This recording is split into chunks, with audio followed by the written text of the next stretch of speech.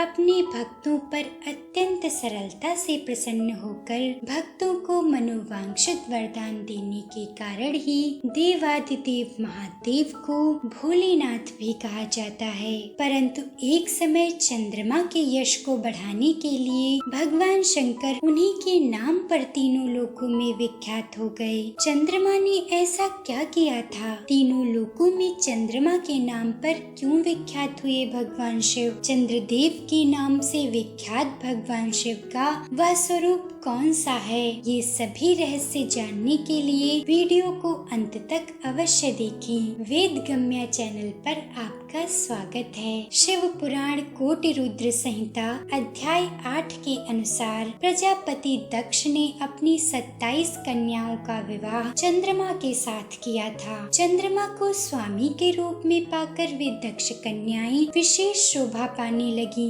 उन सब पत्नियों में एकमात्र रोहिणी ही चंद्रमा को जितनी प्रिय थी उतनी दूसरी कोई पत्नी प्रिय नहीं हुई। इससे दूसरी स्त्रियों को बड़ा दुख हुआ। वे सब अपने पिता की शरण में गईं और वहां जाकर उन्होंने जो भी दुख था उसे पिता को निवेदन किया। वह सब सुनकर प्रजापति दक्ष भी दुखी हो गए और चंद्रमा के पास आकर शांति पूर्वक बोले, तुम निर्मल कुल में उत्पन्न हुए हो। तुम्हारे आश्रय में रहने वाली जितनी स्त्रियां हैं उन सब के प्रति तुम्हारे मन में न्यून और अधिक भाव क्यों है? तुम किसी को अधिक और किसी को कम प्रेम क्यों करते हो? अब तक जो किया सो किया, अब आगे फिर कभी ऐसा विषमता पूर्ण बर्ताव तुम्हें नहीं करना चाहिए। अपने दामाद चंद्रमा से स्वयं ऐसी प्रार्थना करके प्रजापति दक्ष घर को चले गए। उन्हें पूर्ण निश्चय हो गया था कि आगे फिर कभी ऐसा नहीं होगा, पर चंद्रमा ने प्रबल भाव से विवश होकर उनकी बात नहीं मानी। वे रोहिणी में इतने आसक्त हो गए थे कि दूसरी किसी पत्नी का कभी आदर नहीं करते थे। इस बात को सुनकर प्रजापति दक्ष दुखी हो फिर स्वयं आकर चंद्रमा को न्यायोचित बर्ताव के लिए प्रार्थना करने लगे। प्रजापति दक्ष बोले, चंद्रमा सुनो, मैं पहले अनेक बार तुमसे प्रार्थना कर चुका हूँ, फिर भी तुमने मेरी बात नहीं मानी, इसलिए आज श्राप देता हूँ कि तुम्हें क्षय रोग हो जाए। प्रजापति दक्ष के इतना कहते ही चंद्रमा क्षण भर में क्षय रोग से ग्रस्त हो गए। उनके क्षीण होते ही उस समय सब ओर महान हाहाकार मच गया। सब देवता और ऋषि कहने लगे कि अब क्या करना चाहिए, चंद्रमा कैसे ठीक होंगे। तब इंद्र आदि देवता ब्रह्मा जी की शरण में गए। उनकी बात सुनकर ब्रह्मा जी ने कहा, जो हुआ सो हुआ,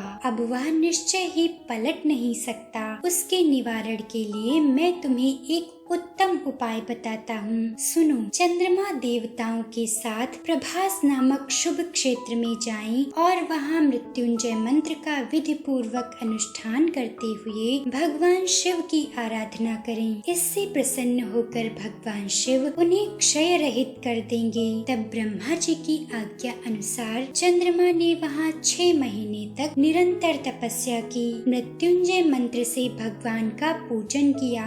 10 करोड़ मंत्र का जप और मृत्युंजय का ध्यान करते हुए चंद्रमा वहाँ स्थिर चित्त होकर लगातार खड़े रहे। तब चंद्रमा की तपस्या से प्रसन्न होकर भगवान शंकर उनके सामने प्रकट हुए और उनसे अभीष्ट वर मांगने को कहा। तब चंद्रमा बोले, प्रभु आप मेरे अपराध क्षमा कीजिए और मेरे शरीर के इस क्षय रोग का निवारण कीजिए। भगवान शिव ने कहा, चंद्रदेव, एक पक्ष में प्रतिदिन तुम्हारी कला क्षीण हो और दूसरे पक्ष में फिर वह निरंतर बढ़ती रहे। देवताओं पर प्रसन्न हो उस क्षेत्र के महात्म को बढ़ाने और चंद्रमा के यश का विस्तार करने के लिए भगवान शंकर उन्हीं के नाम पर वहाँ सोमेश्वर कहलाए और सोमनाथ के नाम से तीनों लोकों में विख्यात हुए। वहीं संपूर्ण देवताओं ने सोम कुंड की स्थापना की, जिसमें भगवान शिव और ब्रह्मा जी का सदा निवास माना जाता है। चंद्रमा का